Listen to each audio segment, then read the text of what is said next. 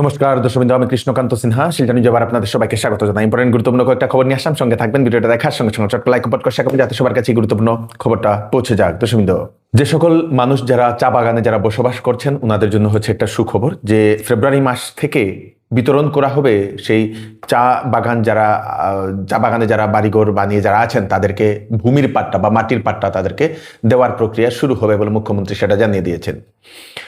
চা বাগানে বহু মানুষ, চা শ্রমিক, ওনারা বাড়িঘর করে আছেন বহু বছর ধরে, এবং যারা যে জায়গাতে আছেন সেই জায়গার ভূমির পাট্টা আসাম সরকার তাদেরকে দিয়ে দেবে, এবং তার সেই পাট্টা বিতরণের সেই কর্মসূচি বলতে পারেন, প্রক্রিয়া বলতে পারেন, সেটা ফেব্রুয়ারি মাস থেকে শুরু হবে বলে মুখ্যমন্ত্রী ডক্টর হিমন্ত বিশ্ব শর্মা মহোদয় সেটা জানিয়েছে। রন্ধন গ্যাসে 250 টাকা আপনারা পাবেন সাবসিডি। যে সকল মহিলারা যারা উজ্জ্বলা যোজনার অধীনে যাদের আছে সেই রন্ধন গ্যাস, ওনারা সিলিন্ডারে 250 টাকা করে ওনারা সাবসিডি পাবেন আসাম সরকারের তরফ থেকে। অরুণোদয় হিতাধিকারীরা যাদের উজ্জ্বলা যোজনা আছে ওনারা সেটা পাবেন, এবং বলে দেওয়া হয়েছে সেই 250 টাকার সাবসিডি পেতে হলে আপনাদেরকে একটা ফর্ম ফিল আপ করে জমা করতে লাগবে। সেই ফর্ম ফিল আপ করে যে সময় আপনাদের সেই যেখান থেকে গ্যাস আনেন সেখানে যে সময় ফিল আপ করে জমা করবেন, তারপরেই আপনারা যে সময় সিলিন্ডার কিনবেন সেই সিলিন্ডার কেনার সময় আপনারা সিলিন্ডার কেনার পরে আপনারা 250 টাকা আপনাদের অ্যাকাউন্টে সেটা সাবসিডি আপনারা পেয়ে যাবেন, এবং তার জন্য আপনাদের অরুণোদয় নাম্বার সবকিছু আপনাদেরকে দিতে লাগবে বলে সেটা জানিয়ে দেওয়া হয়েছে আসাম সরকারের তরফ থেকে। মানে 250 টাকা যদি সাবসিডি ধরা হয় তাহলে মোট সেই 300 টাকা পড়বে একটা সিলিন্ডারের দাম, এবং বলে দেওয়া হয়েছে 20 লক্ষ পরিবার ওনারা সেই এই যে প্রকল্পের লাভ ওনারা উঠাবেন বলে সেটা জানিয়ে দেওয়া হয়েছে। আজকে ভূমিকম্প হয়েছে আসামে, আপনারা হয়তো অনুভব করেছেন কিনা। 3.9 প্রাবল্যের ভূমিকম্প উদালগুড়িতে 12টা 20 মিনিটে আজকে দিনের বেলা সেই ভূমিকম্পটা হয়েছিল। সমস্ত শিলচরবাসীর জন্য ভালো খবর হচ্ছে শিলচরের ঐতিহ্যবাহী যে গান্ধী মেলা, সেই গান্ধী মেলার 74তম গান্ধী মেলা এবং প্রদর্শনীর উদ্বোধন অনুষ্ঠান আজকে হয়েছে। ফিতা কেটেছেন মাননীয় মন্ত্রী শ্রীযুক্ত কৌশিক রায় মহাশয়, সঙ্গে ছিলেন শিলচরের মাননীয় বিধায়ক শ্রী দীপায়ন চক্রবর্তী মহাশয়। আজকে থেকে সেই গান্ধী মেলার কাজ শুরু হবে। আজকে যেহেতু উদ্বোধনী হয়েছে, গান্ধী মেলার কাজ শুরু হবে এবং শীঘ্রই গান্ধী মেলা ওপেন করে দেওয়া হবে। সব স্কুলে বিনামূল্যে স্যানিটারি প্যাড মেয়েদেরকে দিয়ে দেওয়ার জন্য নির্দেশ দিয়ে দিয়েছে সুপ্রিম কোর্ট। সুপ্রিম কোর্টের বৃহৎ একটা রায়। পৃথক শৌচাগার মেয়েদের জন্য থাকতে লাগবে, সঙ্গে মেয়েদের প্রতি মাসে যে সময় তাদের পিরিয়ড হয় সে সময় তাদেরকে সেই স্যানিটারি প্যাড দেওয়ার জন্য বলে দেওয়া হয়েছে। সব রাজ্য সরকারকে নির্দেশ দিয়ে দিয়েছে সুপ্রিম কোর্ট। সুপ্রিম কোর্ট এরকম একটা রায় দিয়েছে। আজকে শ্রীভূমিতে করিমগঞ্জ কলেজের সেই রেজাল্ট চলে আসে দর্শকবৃন্দ, এবং সেই যে ইলেকশনের যে রেজাল্ট, সেই রেজাল্টে জানা গেছে এনএসইউআই এর ঐতিহাসিক জয় হয়েছে। জিএস এবং ভাইস প্রেসিডেন্ট পদে এনএসইউআই এর সেই প্রার্থী জয় হয়েছে। 3টি পদে শুধু এবিভিপি জয় হয়েছে, বাকি বেশ কয়েকটা পদে এনএসইউআই এর জয় হয়েছে বলে সেটা জানা গেছে। জিএস হয়েছেন সেই রুচিতা পুরকাইস্থ এনএসইউআই এর, উনি 811টা ভোট পেয়েছেন, এবং ভাইস প্রেসিডেন্ট হয়েছেন সেই আফজল আহমেদ, 855টা ভোট পেয়েছেন উনি। আজকে একটা খবর দেখলাম দা ওয়ারে যে আসামের মাননীয় মুখ্যমন্ত্রী ডক্টর হিমন্ত বিশ্ব শর্মা মহোদয়ের এগেইনস্টে নাকি এফআইআর দর্জ করা হয়েছে বলে দর্শকবৃন্দ এরকম একটা খবর আমরা দেখেছি। দা ওয়ার বলে দিচ্ছে যে দিল্লির একজন ব্যক্তি, উনি হর্ষ মন্দার ওনার নাম, উনি নাকি সেই হাউস খাস থানায় এই অভিযোগটি দায়ের করেছেন। মুখ্যমন্ত্রী মহোদয় কয়েকদিন আগে যে মিয়া নিয়ে বিতর্কিত যে মন্তব্য করেছিলেন সেই মন্তব্যের জন্য নাকি এফআইআর দর্জ করা হয়েছে বলে সেটা জানা গেছে। বিহারে সরকারি কর্মচারীদের জন্য হচ্ছে একটা বিরাট বড় একটা নিয়ম। সেই নিয়মটা কি আপনারা জেনে নিন। বিহারে বলে দেওয়া হয়েছে সরকারি কর্মচারীরা ফেসবুক, ইনস্টাগ্রাম, ইউটিউবে অ্যাকাউন্ট খুলতে পারবে না। যদি খুলেন তাহলে কিন্তু সরকারের পারমিশন বা যে তাদের দফতরের যে সংশ্লিষ্ট যে আধিকারিক আছে, হায়ার অফিসার্সের সেই পারমিশন নিতে লাগবে। কোনো ভুয়া অ্যাকাউন্ট খুলতে পারবে না বিনা অনুমতিতে। ব্যক্তিগত কোনো পোস্ট শেয়ার করার আগে পদমর্যাদার খেয়াল রাখতে লাগবে। কোন পদে আছে সেটা জানাতে পারবে না কেউ। তার সঙ্গে সরকারি লোগো ব্যবহার করতে পারবে না।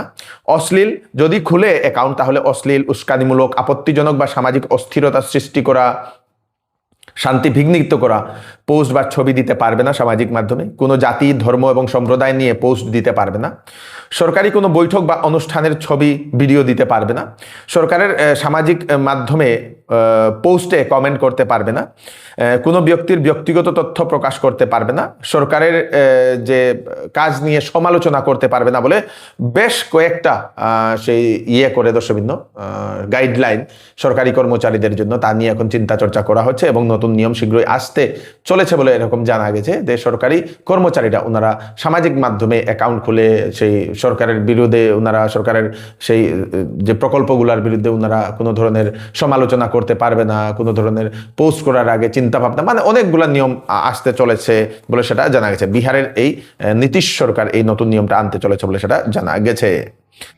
এবার চৌধুরী টেক্সটাইলে বিবাহের কাপড়, ফ্যান্সি কাপড় এবং শীতের কাপড়ের উপর ফ্ল্যাট 20% ডিসকাউন্ট দেওয়া হচ্ছে। সঙ্গে থাকবে বাম্পার অফার। 10 দিনের ভিতরে যে কোনো বিক্রিত মাল যদি পছন্দ না হয় তাহলে ফেরত নিয়ে আপনারা টাকাও নিতে পারবেন। তাড়াতাড়ি চলে আসুন চৌধুরী টেক্সটাইল, ফাটক বাজার, গলি নম্বর 2, শিলচর সদর থানার নিকটে।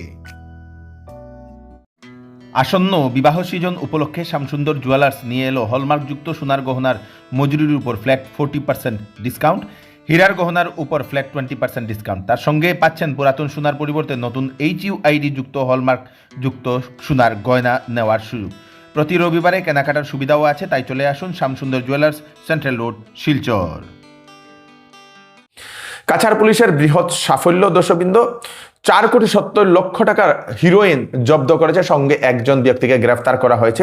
কাছাড় পুলিশ গোপন সূত্রে খবর পেয়ে মেহেরপুরের MHC লেনে একটি সেই ড্রাগস বিরোধী অভিযান চালায় একটি বাড়িতে। সেই বাড়িতে জানা গেছে শামীম আহমেদ নামে একজন পাথারকান্দির একজন ব্যক্তি ভাড়া থাকতো এবং সেই ব্যক্তির ভাড়া ঘরে ভিতরে পুলিশ 470 গ্রাম হিরোইন উদ্ধার করে, যার বাজার মূল্য 4,70,00,000 টাকা বলে সেটা জানা যায়। বৃহৎ সাফল্য আমাদের কাছাড় পুলিশের। ড্ৰাগছৰ সৰবৰাহৰ বিৰুদ্ধে কাছাৰ আৰক্ষীয়ে আন এক বৃহৎ সফলতা অৰ্জন কৰিছে। যোৱাকালি আমি গোপন সূত্ৰে গম পাইছিলোঁ যে শ্ৰীভূমি জিলাৰ এজন যুৱক, তেওঁৰ নাম শামীম আহমেদ, তেখেতৰ ঘৰ পাথাৰকান্দিত। তেখেতে শিলচৰ চহৰৰে মেহেৰপুৰ অঞ্চলত নিজামুদ্দিন নামৰ ব্যক্তি এজনৰ ঘৰত ভাড়াতীয়া হিচাপে আছিলে। সেইজন ব্যক্তি শামীম আহমেদ, তেখেতে বহিৰাজ্যৰ পৰা তেওঁ ড্ৰাগছ আনি সেই ভাড়াঘৰত তেওঁ মজুত কৰি ৰাখিছিলে আৰু আমি এই ঘটনাৰ সম্ভেদ পাই আমি লগে লগে এটা অভিযান চলাইছিলোঁ আৰু এই অভিযান কালত তেখেতৰ পজিশ্যনৰ পৰা 85টাকৈ চাবোনৰ বাকচ, য'ত তেওঁ হিৰইন লুকুৱাই আনিছিল, 947 গ্ৰাম হিৰইন লুকুৱাই আনিছিলে, তেখেতক হাতে নাতে ধৰা পেলাইছিলোঁ আৰু ইয়াৰ বিৰুদ্ধে এটা ইতিমধ্যে গোচৰ ৰুজু কৰা হৈছে আৰু ইয়াৰ তদন্ত আৰম্ভ হৈছে। ইয়াৰ ভেলু প্ৰায় 5 কোটি টকামান হ'ব। যিখিনি আমাৰ প্ৰাৰম্ভিক তদন্ত হৈছে তাৰ পৰা আমি গম পাইছোঁ যে বহিৰাজ্যৰ পৰা তেখেতে এই বস্তুখিনি লৈ আহিছিলে আৰু কাছাৰ জিলাৰ মাজেৰে সৰবৰাহ কৰি আন ৰাজ্যলৈ লৈ যোৱাৰ তেওঁ চেষ্টা চলাই আছিলে। আমাৰ ইতিমধ্যে যিটো ইনভেষ্টিগেশ্যন আছে, প্ৰাৰম্ভিক তদন্ত, এই প্ৰাৰম্ভিক তদন্তৰ ভিত্তিত এইখিনি বস্তু গম পোৱা হৈছে আৰু ইয়াৰ তদন্ত অব্যাহত আছে আৰু পিছত যদি কোনো ফৰৱাৰ্ড আৰু বেকৱাৰ্ড লিংকেজত কোনো বেলেগ ব্যক্তি বিশেষ আমার নজৰত আহে তেওঁলোকৰ ওপৰতো বিহিত ব্যৱস্থা গ্রহণ করা হবে। আজকে আমাদের কেন্দ্রীয় গৃহমন্ত্রী অমিত শাহ মহোদয় উনি ডিব্রুগড়ে এসে ডিব্রুগড়কে আসামের দ্বিতীয় রাজধানী বানানোর জন্য বহু প্রকল্পের উদ্বোধন করেছেন বলে সেটা জানা গেছে। ডিব্রুগড়ও বিরাট বড় একটা স্টেডিয়াম বানানো হবে দর্শকবৃন্দ, এবং ডিব্রুগড়ের দ্বিতীয় বিধানসভার কার্যালয়ও সেখানে বানানো হবে।